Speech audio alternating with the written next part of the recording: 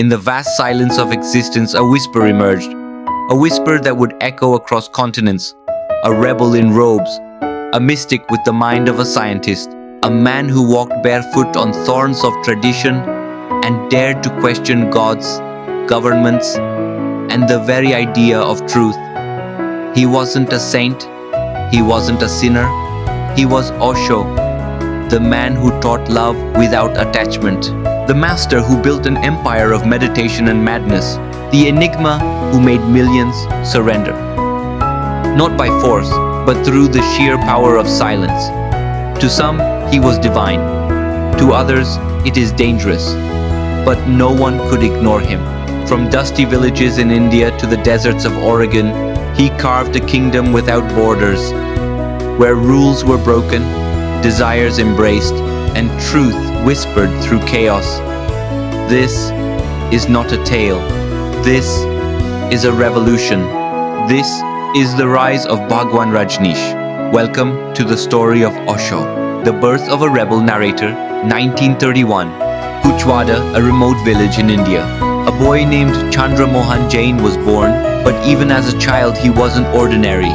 He challenged blind faith, debated with elders, and sat in silence beneath trees, lost in thought. As he grew, so did his thirst for truth, feeding on philosophy, spirituality, and inner exploration. Eventually he shed his birth name and emerged as Acharya Rajneesh, a fierce orator, a magnetic thinker. Touring across India, he spoke not of gods, but of consciousness. He rejected societal norms, marriage, organized religion, morality. Instead, he preached self-awareness, love without possession, and spiritual rebellion. His words lit a fire in many and alarmed many more. The rise of a global cult narrator. By the early 1970s, Acharya Rajneesh was no longer just an Indian spiritual teacher. He was a movement. His ashram in Pune became a magnet for the West. Wealthy seekers from Europe, Australia, and America flew in, wearing flowing maroon robes and malas bearing his image. They called him Bhagwan, the Blessed One. Meditation camps were packed. Group therapies turned intense.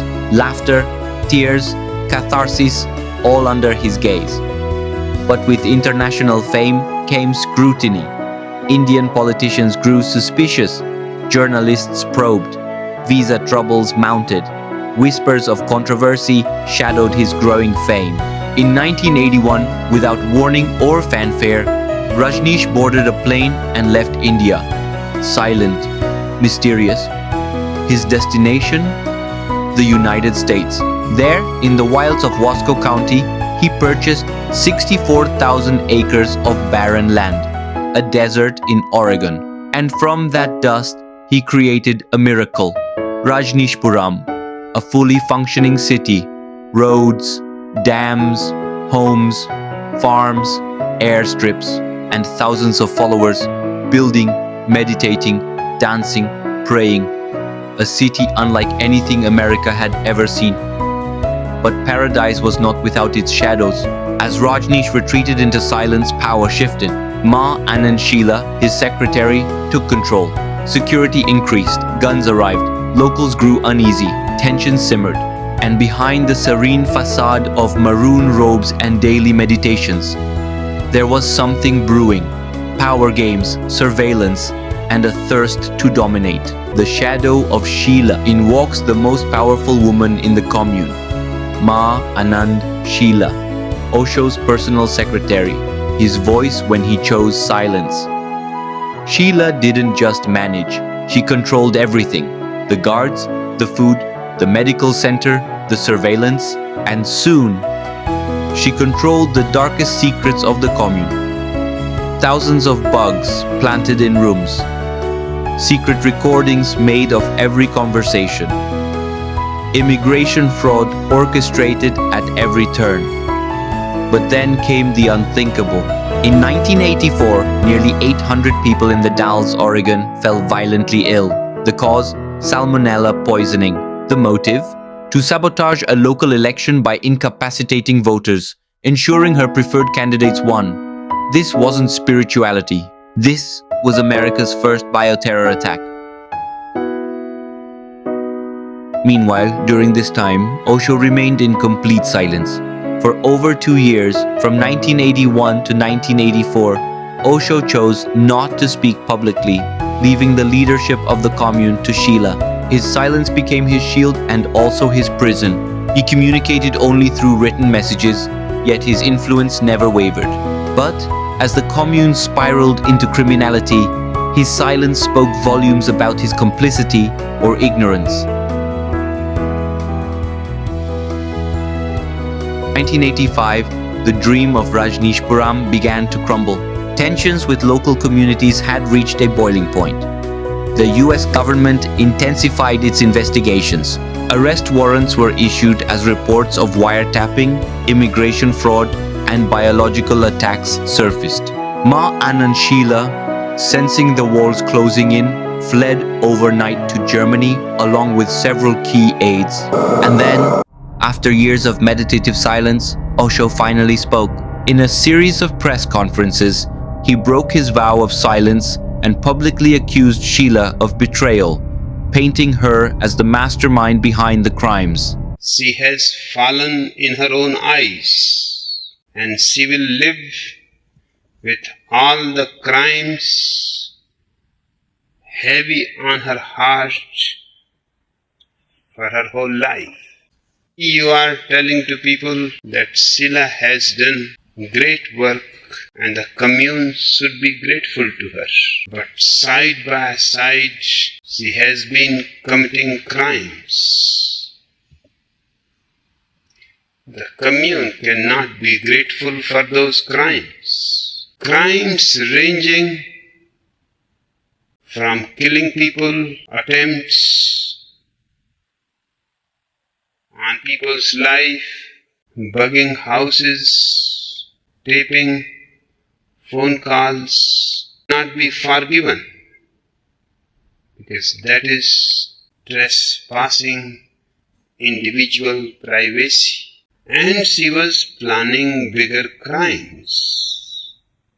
She bugged almost the whole commune. Osho was arrested and charged with 35 counts of immigration fraud and conspiracy related to sham marriages and false visa applications. In a dramatic legal maneuver, he accepted an Alford plea, not admitting guilt, but accepting the consequences.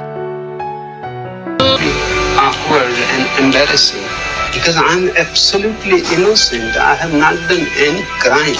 I will first fight and finish the case, because I still see that the American Constitution is one of the most valuable constitution in the world, and it will support me and my commune. So I am certain that I will win it.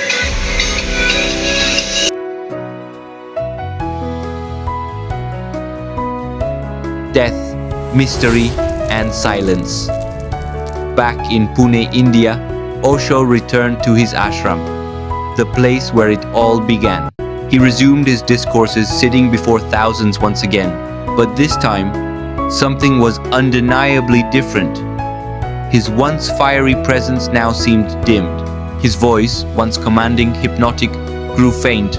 His sentences shorter, his pauses longer. He walked slower. He appeared frail, fatigued, as if a shadow had fallen over him. His followers noticed, and they whispered. Then, during one of his talks, he dropped a bombshell. Calmly, eerily, he said, "They poisoned me in jail." The room froze.